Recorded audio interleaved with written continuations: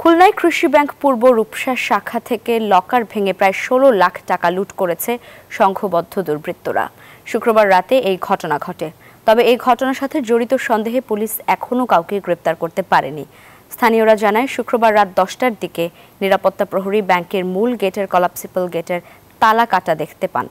পরে খবর পেয়ে পুলিশ ঘটনাস্থলে এসে ভিডিও ফুটেজ সংগ্রহ করে।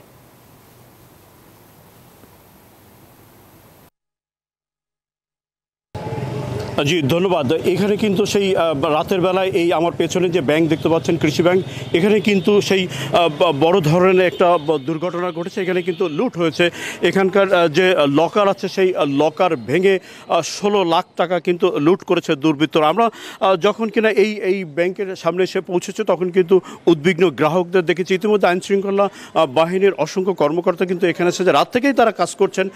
আমরা যেটা জানতে পেরেছি সেটা হচ্ছে যে এই ব্যাংকের যে কিনা ক্লবসেল গেট ছিল, এই ক্লবসেল গেটের তালা ভাঙা হয়েছে প্রথমে। এখানে এই তালা ভেঙে এই ব্যাংকটির অবস্থান আসলে দ্বিতীয় তলায়।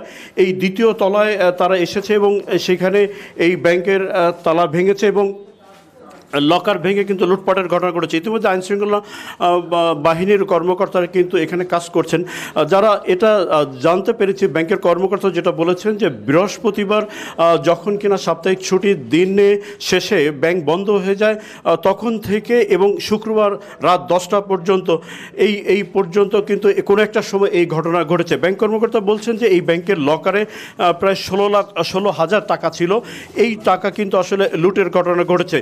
প্রথম যে ঘটনা দেখতে পাই সেটা হচ্ছে রাত 10টার সময় এখানে যিনি নিরাপত্তা প্রহরী ছিলেন তিনি প্রথম এসে এই ব্যাংকের ক্লবসেল গেটের তালা কাটা দেখতে পায় এবং এই তালা কাটা দেখতে পায় এবং এখান থেকেই দুর্বৃত্তরা ভেতরে প্রবেশ করে এবং তারা কিন্তু এই লকার ভেঙে এই টাকা লুট করে। রাতেই কিন্তু পুলিশ এসেছিল, এখন পর্যন্ত কিন্তু কোনো মামলা হয় নাই। তারা কিন্তু এখানকার যে সিসি ফুটেজ আছে সেই সিসি ফুটেজ দেখে তারা যাচাই বাছাই করার চেষ্টা করছেন যে আসলে কারা এই ঘটনা ঘটেছে। তবে নিরাপত্তা প্রহরীকে দফায় দফায় জিজ্ঞাসাবাদ করা হয়েছে, কিন্তু তারা কিন্তু এই বিষয়ে কোনো সদুত্তর দিতে পারে না। স্থানীয়রা বলছেন যে তারা কিন্তু বৃহস্পতিবার রাতে এখানে কোনো নিরাপত্তা প্রহরীকে দেখতে পান নাই। তারা ধারণা করছেন যে এই বৃহস্পতিবার রাত থেকে শুক্রবার রাত যে কোনো সময় কিন্তু এখান থেকে এই লুটের ঘটনা ঘটেছে। কর্মকর্তারা ১৬,১৬,০০০ টাকা লুট হয়েছে এটাই জানিয়েছেন পুলিশকে। পুলিশ কাজ করছেন যে কারা এই ঘটনার সাথে জড়িত এটা নিশ্চিত করার জন্য। তো এই ছিল খুলনা থেকে সর্বশেষ। আমরা ফিরছি স্টুডিওতে। বান্ডেল থাকলে প্রতি সেনমানিতে টাকা বাঁচবে। বিকাশ সেনমানি বান্ডেল কিনে জিতুন প্রতি লেনদেনে।